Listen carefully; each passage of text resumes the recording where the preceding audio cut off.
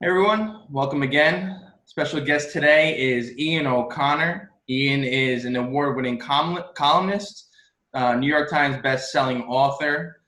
Currently, he is at ESPN as a senior writer, and most importantly, he is a Marist Red Fox graduate, class of 1986. Ian, how are you doing? How is your family doing during this time? We're doing good. Thanks, Peter. It's great to be with you. Always great to be with a fellow Red Fox, the governor of New York, on campus today for his press conference. I heard he gave a shout out to the Red Foxes. Heard that through my classmate, Pamela Orbine at the time, now Jack Curry's wife, Pamela Curry. So good to hear. And my family now is doing good. Everybody's healthy. We've had some COVID cases in my family, but the good news is everyone got past it and is now at 100% or close to it. So I hope you and your family are doing great. Yeah, we're doing well as best we can. My mom's a nurse out in Riverhead on Long Island in the maternity ward. So she's been seeing some patients here and there when the new moms come in. But for now, she's been able to stay healthy, and hopefully, she continues to stay healthy. So fingers crossed for that. And thank God she's been able to, not contract anything from working in the hospital. So good news there. Thank you. Thank you. First thing I'll start out with, I'll go back to your Marist days. What are some of your fondest memories from your time at Marist? Well, first off, when I arrived at Marist, I really didn't have any direction as to what I wanted to do. And I met a professor named David McCraw, who's now a lawyer at the New York Times and wrote that famous letter to Donald Trump a couple of years ago. But David really was my faculty advisor and sat me down one day and asked me what I wanted to do. And I didn't have much of a thought on it really at the time. And he said, well, what do you like? What are you passionate about? And I said, I love sports. Basically grew up wanting to be Roger Staubach. If not that, then the shortstop. If I couldn't be the quarterback of the Cowboys, I wanted to be the shortstop of the New York Yankees, and realized pretty quickly that wasn't going to happen. But I do love sports, and I enjoy my English classes and writing. And he said, why don't you put the two of them together and write for the student paper, The Circle? And so I started doing that and found a real passion for it, for that craft and of sports writing, and turned it into a career. But fond memories of, really, it was, I remember visiting Marist as a high school senior, and my father on the visit, who wasn't one to offer many compliments, including to me, but he said, I really like the people on this campus. They just seem very welcoming and friendly. And that I found that over 4 years as a student at Marist, that it was about the people, and the people made that experience. And it was a great 4 years. I remember on graduation day walking off the stage after getting my degree. Dennis Murray, then and now the president of Marist, said, whatever you do, make the college proud. So I've always remembered those words and tried to do that. Don't know if I've succeeded, but I've tried. And so, but it was really a tremendous 4-year experience for me. So when you got into your career, you're obviously award-winning columnist, like I mentioned, and author of 3 New York Times best-selling books. That's why I want to kind of talk about a little bit. One is The Captain, The Journey of Derek Jeter. One is right behind you, I see, Belichick, about Bill Belichick. And then Jack Nicklaus and Arnie Palmer, you wrote a book about them as well. So I want to kind of dive into that a little bit. I've read The Captain as one of my favorite books, along with Jack Curry's Derek Jeter book as well. So first with Jeter, what can people learn from reading the book, and what did you learn from writing the book about Jeter that people might not know from seeing just what he's playing career or from seeing his interviews or whatever it might be? Well, the idea was to have the book come out before he became the first New York Yankee to get to 3,000 hits. And I'd been around him as a columnist, not as a beat writer, but as a columnist since his rookie year, or even really when he had that cup of coffee in 1995. So I thought I had a good professional relationship with him and knew an awful lot about him. And I remember when I signed the contract to do that book, flying down to Tampa in spring training to tell him directly that I was doing it. And I wanted him to hear it from me. And so on my own dime and on my own time, I flew down to Tampa, went up to him and said, hey, I'm going to do this book on your career. The idea is to have it come out around the time you're approaching 3,000 hits. And I wanted you to hear it from me directly, which I thought was important. And he said, my career's not over yet. Why are you writing a book on me now? And I said, well, you're approaching the end game. You're not there yet. And I don't know if he loved that comment, but anyway, I think that Derek Jeter is a guy who, in a lot of ways, was sort of like the DiMaggio of his time. And the thing that was remarkable in a sense about him is that he could navigate all those years in New York, the world's biggest and noisiest marketplace, and never really have or get involved in a personal crisis, a scandal of any sort. Now, you can understand how DiMaggio really pulled that off as a distant figure, mysterious figure to some degree, like Jeter. But in Derek's day, I mean, DiMaggio didn't have to worry about walking into a bar in Midtown Manhattan and having 100 people in there with cell phone cameras, right? So how did Jeter navigate that? How did he survive New York without any real scars? Obviously, he got into some scrapes with Brian Cashman over contracts at the end of his career. But basically, it was a pretty pristine existence for a guy in really the first big New York star in the social media age. And how he navigated that, to me, was pretty fascinating. And at the end of the day, to me anyway, I would probably rank him as the 5th greatest Yankee of all time, behind the big four of Ruth, DiMaggio, Gehrig, and Mantle. I would put him slightly ahead of Yogi and Mariano. And I think that without Derek Jeter, do you have a new Yankee Stadium? Maybe you do at some point. Do you have a Yes Network and the juggernaut that's become? And Derek Jeter meant so much to that Yankee brand and accelerated the building of that stadium and even the Yes Network. And so his legacy goes beyond the playing field. So the second book I want to talk about is the Belichick book. I haven't had a chance to read it yet. Definitely want to pick up a copy and get a chance to explore what that's all about. For that book, about how many people did you interview? And I read somewhere that you weren't able to get Belichick for an interview for that book. Was that something that bothered you? And what can people learn about Belichick as well? Because he doesn't say really anything at these press conferences when he's talking to the media. What can they learn from reading that book? I think he's interviewed about 360 people for that book. Bill Belichick was not among those people. And I think what I found in terms of reaction to it, by the way, John Bon Jovi is one of Belichick's best friends, believe it or not. He's been a good friend of his for about 40 years. And he approached me at the Super Bowl to say he thought he really liked it because he thought it was very fair to Bill. He said a lot of Bill's friends agree with me in that assessment. And I think he's an entirely different human being away from the stadium, away from the facility, away from press conferences. And some of his friends really want him to show his human side a lot more in those press conferences. But Bill's thing is when he's at work, when he's at the podium, on camera, talking to football fans in New England and beyond, and he knows he's also talking to not only his players, but to opposing coaches and executives. So his thought is, I'm going to give as little information as possible. I'm in the information gathering business, not in the information sharing business. So that's going to govern his actions every day at the podium and around the facility. That's really his organizational mantra, if you will. And so I think that Belichick is can be a wildly different human being from the one that most of America knows. And there are friends of his who are frustrated that he won't show that kinder, gentler side. They say he can be gracious, he can be funny, he can be a lot of things that football fans around the country would never expect that he is or can be. So I think I wanted to humanize him. I know that's a bit of a cliche, but that was certainly part of the process. And hopefully I pulled it off.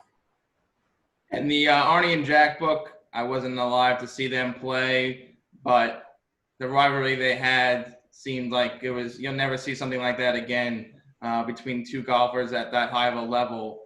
from your perspective, writing that book, what was that rivalry like? And did they get along? Did they not like each other? Or was it kind of mutual respect between the two? They went years without speaking. They were very competitive. And I think there's been this notion, part of it is myth, certainly, that they were good friends. I don't know if they were ever really good friends. They certainly were never best friends. There were times in their rivalry when they were on good terms and they were very friendly. And Arnold Palmer, when Jack Nicklaus was young, took him under his wing and helped him out on tour and traveling around, sometimes giving him rides on his plane. And so he was actually very good to Jack. But as that rivalry unfolded and Jack started dominating, just things changed. And then they started competing against each other for status on the PGA Tour as hosts of PGA Tour events at Bay Hill and at Memorial, and for golf course design contracts. They were very competitive. And again, there were times that they didn't speak. And I think it was clear in the end that Jack Nicklaus and Arnold Palmer realized they couldn't be who they were without each other, that the rivalry really drove them to greater heights, and they needed each other. And it was really good for golf. I'm not sure that Tiger Woods and Phil Mickelson ever got to that level. And I once asked Tiger that question. He was actually I believe it was in the locker room at Bay Hill at Arnold Palmer's course. And I said, do you feel, in a sense, this was right in his dominant prime, that you've been cheated a little bit, that you didn't have a Joe Frazier to Muhammad Ali, you didn't have an Arnold Palmer to your Nicklaus? And he said, I've had rivals, I've had guys, I've had BJ Singh, I've had Phil Mickelson, Ernie Els, but I didn't really feel like I needed that. And I think Tiger didn't care. He just wanted to dominate. Right. He didn't feel like he needed to be defined by someone else, that the way he was dominating was definition enough for the kind of career that he carved out for himself. And, of course, now he's at 15 majors, still trying to get to 18, which is Jack's record. Probably won't get there, but he's going to break Sam Snead's record for career victories. And that, in and of itself, and getting to 15 majors and winning the Masters last year will be enough, I think, to surpass Jack Nicklaus as the greatest player of all time. So I want to switch gears a little bit. Unfortunately, in early March, you lost your brother at the age of 57. You wrote a really, really amazing column. I think it was the very next day that was posted on ESPN.com, talking about him and the bond you shared with sports. Can you just go into detail a little bit more about how important sports were for you and your brother and what he meant to you? Yeah, thank you, Peter. It was everything to us growing up in Englewood, New Jersey. It really was, and a bit of an escape at times. And I learned sports through my brother. My father was not really a big sports fan, so basically he raised me on it. And our arguments, of course, I was a Cowboys fan. He was a diehard Giants fan. We were both Yankee fans, so at least we had that in common, although he favored Thurman Munson, who had a bit of a running feud with Reggie Jackson. I was a Reggie guy. My brother was a Thurman guy, so we were at odds over that. But I think that I was just really happy that we got a chance to have that final big trip to Augusta National last year. He had never been to a major golf championship.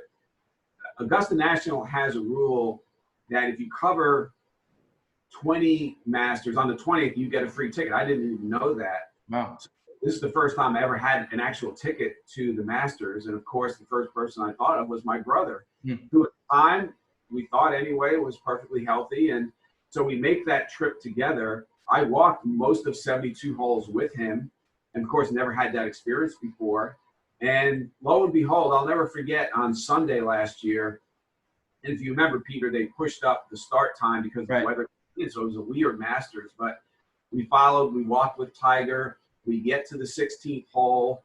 We got a point-blank look at that shot. You remember that he almost holed out there at the par 3, and then he had that, 3-footer birdie, and we were right there greenside, and he makes it. Now he has control of the tournament. It looks like he's going to win. And as we're walking to the 17th tee, I said to my brother, you really stepped in it. And he kind of gave me a sideways look, and he's like, what do you mean? And I said, you've never been to a major golf tournament before. Here you are at the greatest Masters of all time. He's going to win this tournament. You are witnessing the greatest Masters ever played, and we got a laugh out of that. But as it turned out, it was our last trip ever together. And right before the pandemic hit, he died of the after effects basically of a massive heart attack. And I even wonder now if maybe it was in March, if COVID had something to do with it. We just didn't know it, but I guess we'll never know that.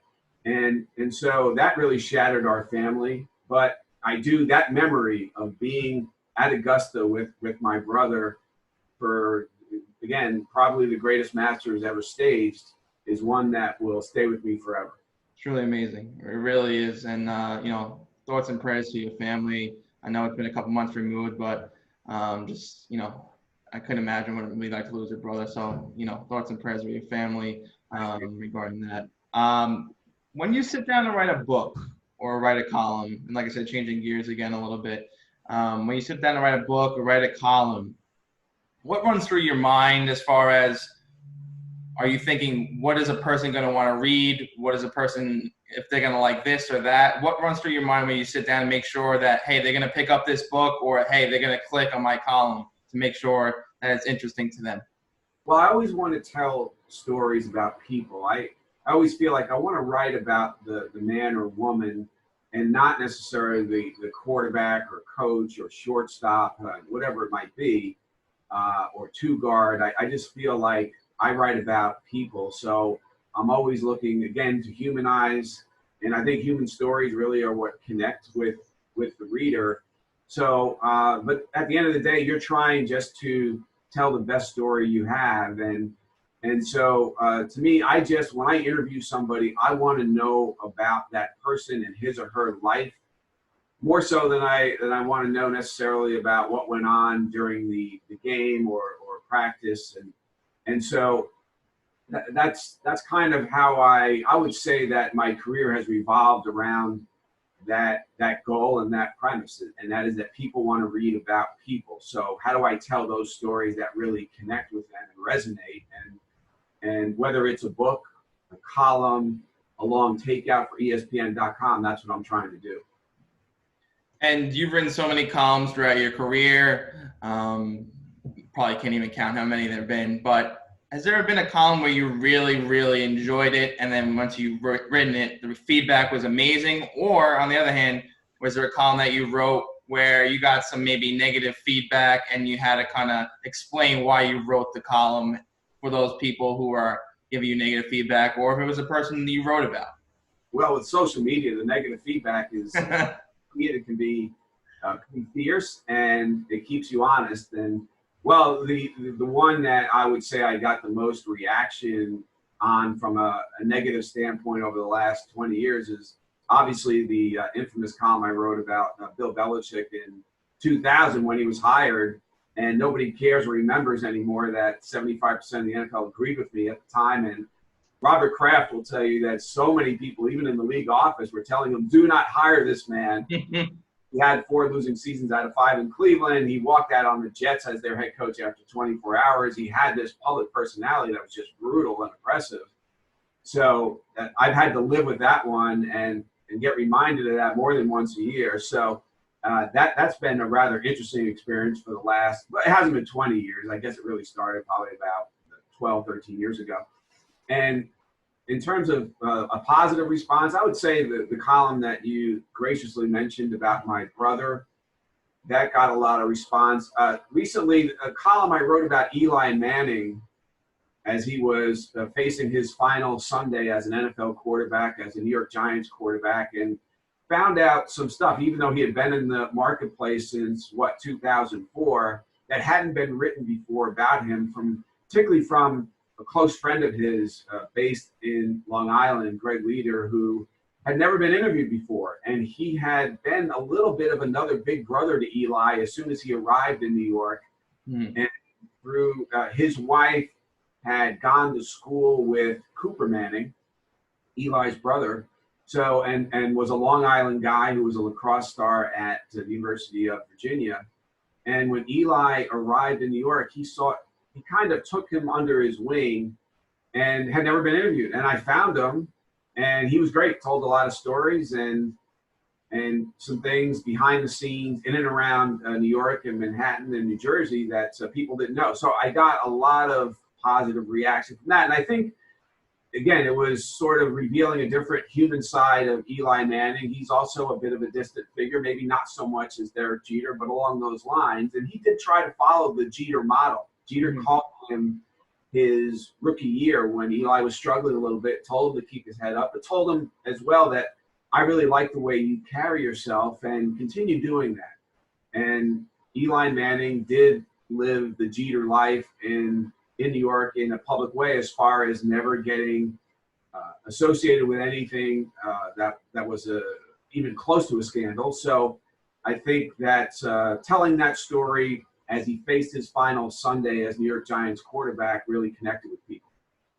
So you mentioned at the very beginning about Pamela, Jack Curry's wife, and that your wife and Jack Curry's wife are sisters. So I want to have a little fun with this. Who wrote the better Jeter book, and how fun is it to be around Jack at the holidays? Well, I know that Pamela, Jack's wife, would certainly say that the Curry book is the better book. I would say that my wife, Tracy, who's a Manhattanville graduate, would like to counter that by saying that my book was better on Derek Jeter. The problem is she didn't read my book on Derek Jeter. Tracy has read any book I've written, though I'm working on one on Coach K right now, and she actually is big into college basketball. While my son was attending Syracuse, she got into the ACC. She got into the whole Syracuse Duke thing. So she's a Mets fan. She was a Mets fan exclusively. She wasn't a big sports fan outside of that, but now she's a college hoops fan, and she is promising to finally, this is my 5th book, and she's going to finally read this one. As far as Jack at holidays, he is a prankster. I don't know if you guys got into that at all, but there've been, I don't know if he's big around the holidays in terms of pranks, but that's what he's known for. And so he can be a fun guy to be around the Thanksgiving table and the Christmas tree. But we've had, it's been fun to have careers. We basically came out of, he came out of Fordham the same year I came out of Marist. We ended up working at the Star Ledger in New Jersey, had a bureau in Springfield, New Jersey. We started out there doing obituaries, death notices, high school sports, town meetings. And so we both paid our dues. He had a great career at the New York Times, now has a great career at Yes. Mm-hmm. I've done okay. So it's been a fun ride for the last, we started out in 1986. So we're looking now at 34 plus years and hopefully many years more.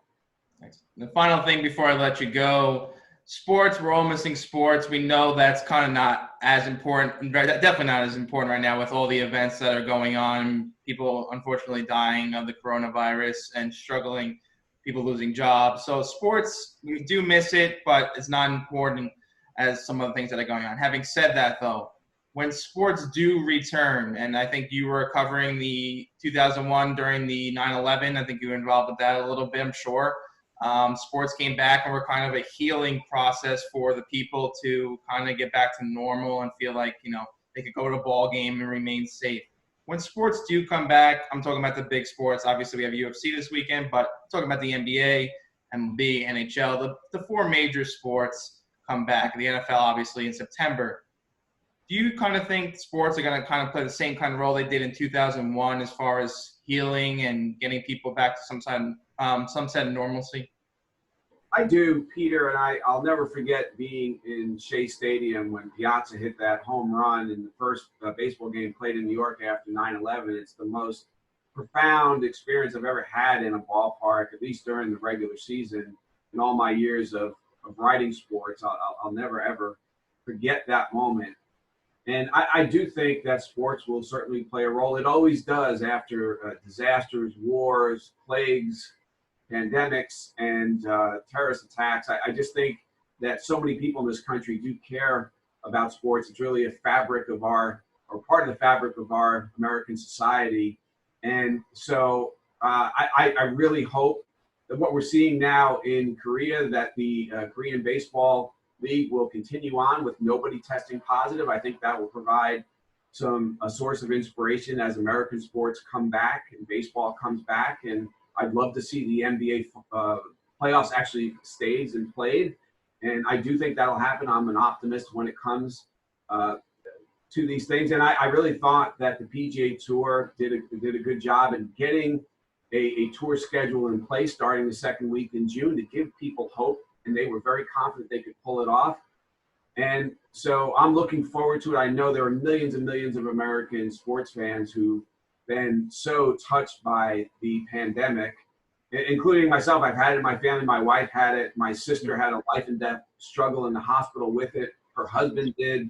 I have a niece. I mean, it's just so many families have been through that and have lost people that obviously right now sports is not high on their list of priorities. But when they do come back and when the pandemic finally recedes, I think it'll be an important place for people to go almost as a sanctuary to recover from what has been the most devastating period in my lifetime, and I think in many others. And just a quick one more thing. I don't want to put you on the spot, but I'd like you to give your take on it. For the seniors at Marist, we're both Marist alumni. They didn't have a chance to walk across that stage this year and get that diploma like you talked about yourself doing in the beginning of this interview. You kind of have a message for those seniors that are going to go out to the real world now and try to find their dream job or, you know, any kind of job that they can to get themselves on the feet after college? Well, listen, a Marist degree is so much more valued now, and it was valued when I graduated in 1986, but the academic reputation of the school has exploded. And my message to those seniors, I'm sorry you didn't get a chance to walk, but it's not about that. It's about the journey, not the destination in Poughkeepsie. You don't need that. You're going to be okay. You have a great degree and experience behind you that they will still be the foremost enjoyable years of your life. You'll be saying that when you're 60 and 70 years old. So the country's going to come back. The economy will come back. You will be fine. So just don't worry about not having that final experience. Just you'll be cherishing. Listen, I think of my 4 years at Marist. I'm 55 years old basically every day. I've done that every day since I graduated in 1986. You'll do the same thing. Don't worry about it. Well, Ian, I want to thank you very much for taking a couple of minutes to speak with me today. Pleasure. I really enjoyed hearing all the different stories that you've had to tell. And please tell your family, I send my best, like I said, with your brother. Once again, deepest sympathies for you and your family. And, you know, with the COVID, I hope all your family just can stay healthy moving forward and we'll all get through this. So thank you for your time. Hey, thank you, Peter. It was great again talking and connecting with another Red Fox, and I wish you and your family all the best. Thanks, Ian. Take care. You too.